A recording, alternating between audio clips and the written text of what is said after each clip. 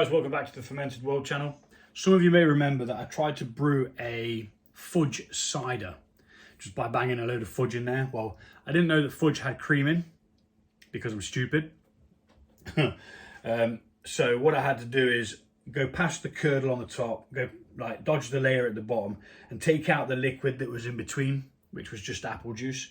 I then took it out, racked it into another demijohn, added some real ale yeast and some of these butterfly pea lavender tea bags. It sort of sent it a kind of a pinkish hue. Now we've still got activity in this airlock, but I can't say that there's going to be anything left in there. This was started on the 20th of the 5th. It's now the 10th. So it's been going easily for 20 days. Now that's a long time, I think. But I've never brewed a cider before, so I don't know how the apple juice characteristics work. So what we're going to do is we're going to take a hydrometer test. We're going to have a taste. And we're going to see what we need to do with it. Ideally, today, I think I'm going to be racking and taking it off the tea bags. It's a rather odd smell. I always say that, don't I? It has an odd smell. That's my line. So it's been in there for a while. I was kind of hoping it was going to turn it pink or purple, sorry, as the butterfly pea tea in an acidic environment goes purple.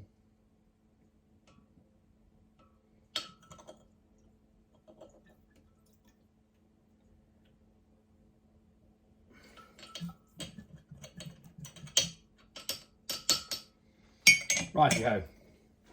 That is dry.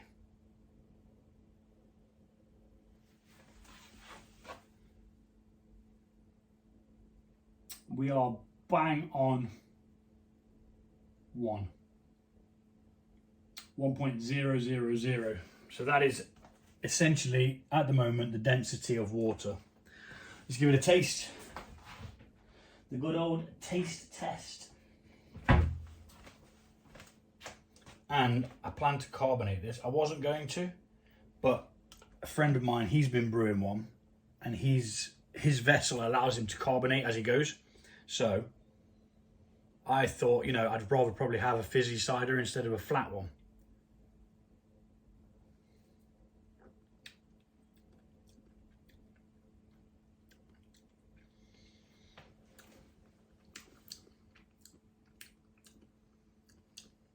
How very odd. I have absolutely no idea what I've created. Huh.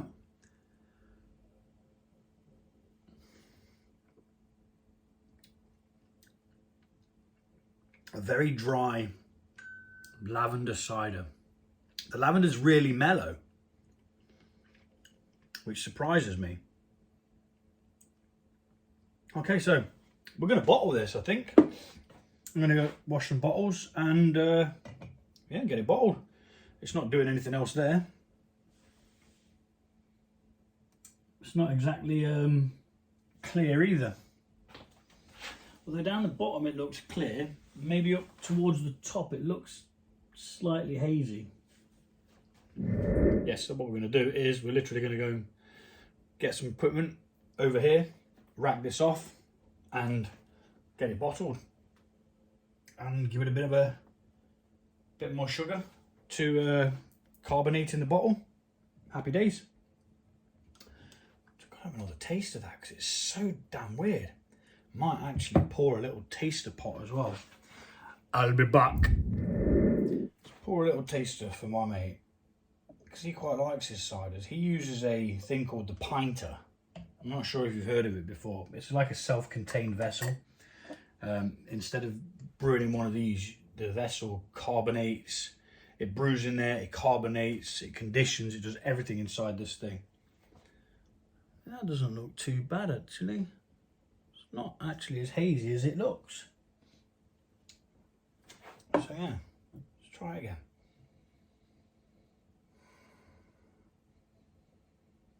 There's only a very light lavender fragrance coming from that.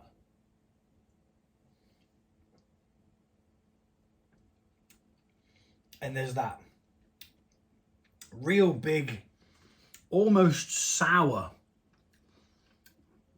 flavour from the lack of sugar that's in there. It'll be interesting what it tastes like after it's sat for a year.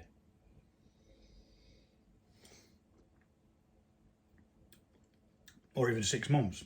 Because I know with cider, I've got a chap who brews cider from apples, just literally crushes his apples down.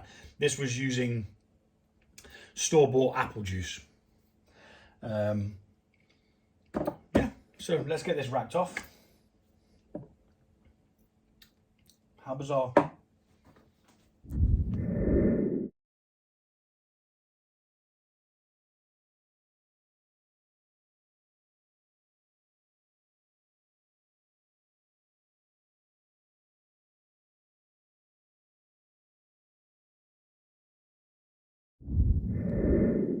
So I've got a little bit over 4 litres, so I'm going to go wash some bottles, sterilise some bottles, and then get this bottled. Okay, so picking up from where we've left off, we are now ready to bottle the cider. Using the bottle wand, which is an amazing bit of kit. Whoever invented the bottle wand needs a medal. You're going to get a bit of air come through to begin with. Quite normal. And then we proceed to bottle. Now, with it being a small batch, we're only going to get, say, 8 bottles out of this, maybe 8-ish bottles, and these are 500ml bottles, and we're going to speed the rest of it up just because.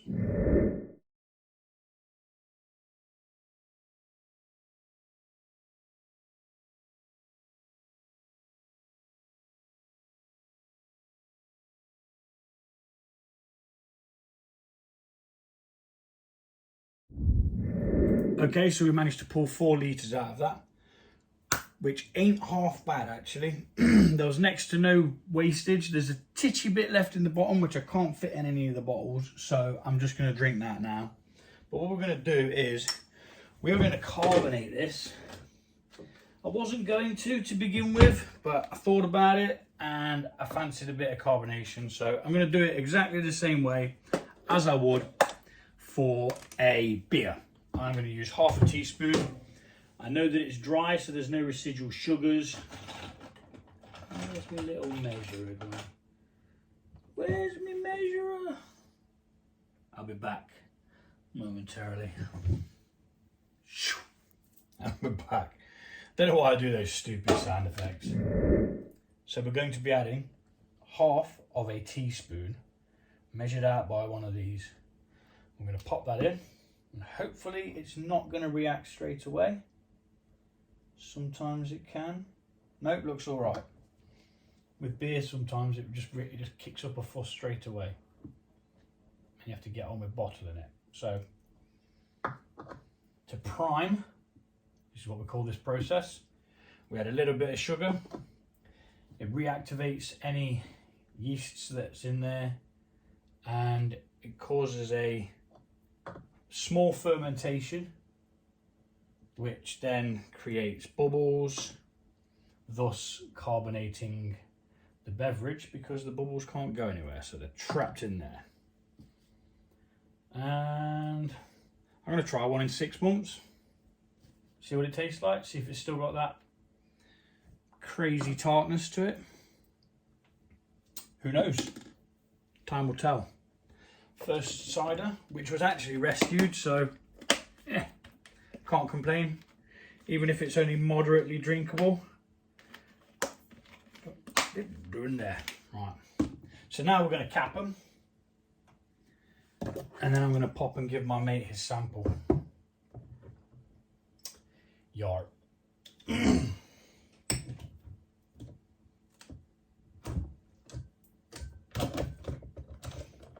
these bottles are just reused beer bottles. Cow. Right, let's speed this bit up.